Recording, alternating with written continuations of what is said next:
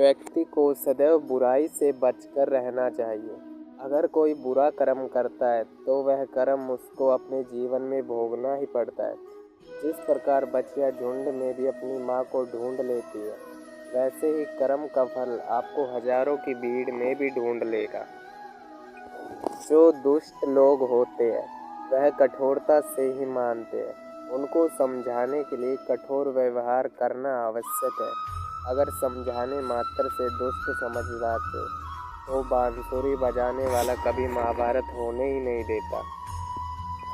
जो लोग जीवन को अपने भूत और भविष्य के भरोसे छोड़ देते हैं, उन्हें श्री कृष्ण सावधान करते हैं। जीवन का अर्थ न भूत है न भविष्य।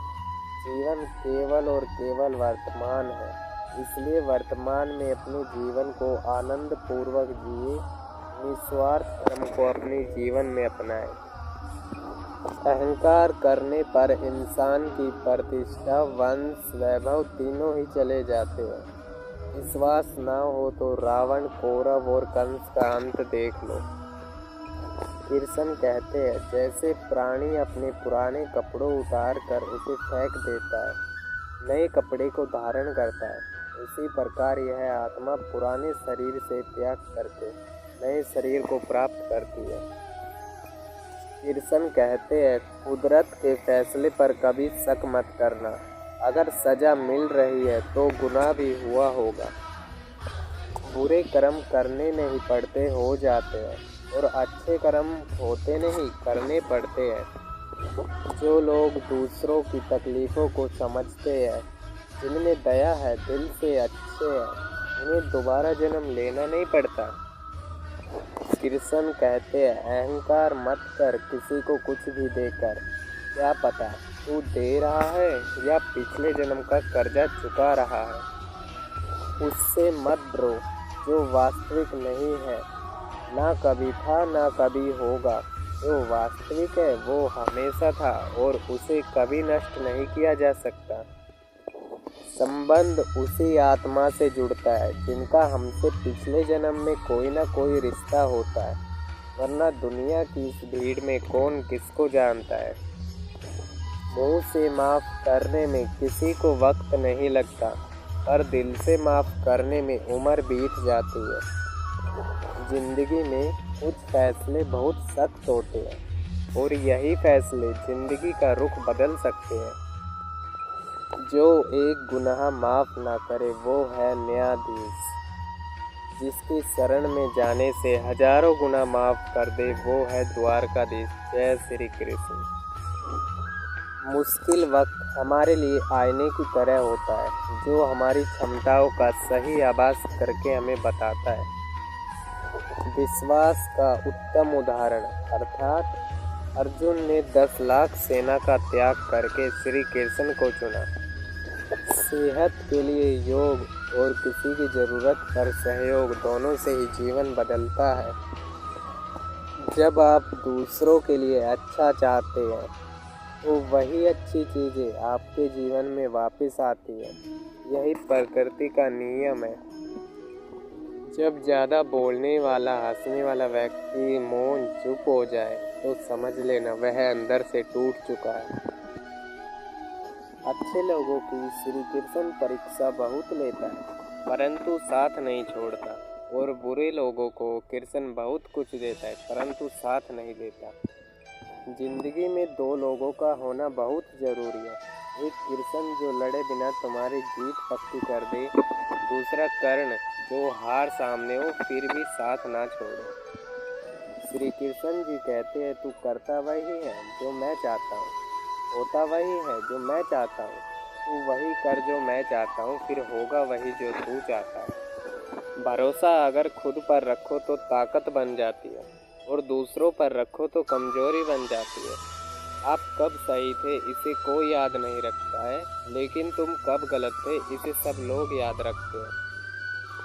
मनुष्य कितना भी गोरा क्यों ना हो, परंतु उसकी परछाई सदैव काली होती है। मैं श्रेष्ठ हूँ यह आत्मविश्वास है, लेकिन सिर्फ मैं ही श्रेष्ठ हूँ यह अहंकार है। यदि आप किसी के साथ मित्रता नहीं कर सकते तो उसके साथ शत्रुता भी नहीं करनी चाहिए। राधा ने श्री कृष्ण से पूछा, प्यार का असली मतलब क्या होता है? श्री कृष्ण ने हंसकर कहा, जहाँ मतलब होता है वहाँ प्यार ही कहा होता है।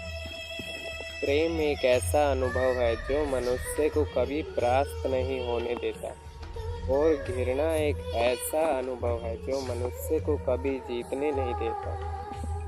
श्री कृष्ण जी कहते हैं, जिस व्यक्ति को आपकी कदर नहीं, उसके साथ खड़े रहने से अच्छा है आप अकेले रहें। श्री कृष्ण जी कहते हैं, परिवर्तन इस संसार का एक नियम है। कल जो किसी और का था आज वो तुम्हारा है, एवं कल वो किसी और का जरूर होगा। हर कीमती चीज को उठाने के लिए झुकना ही पड़ता है। माँ और पिता का आशीर्वाद भी इनमें से एक है।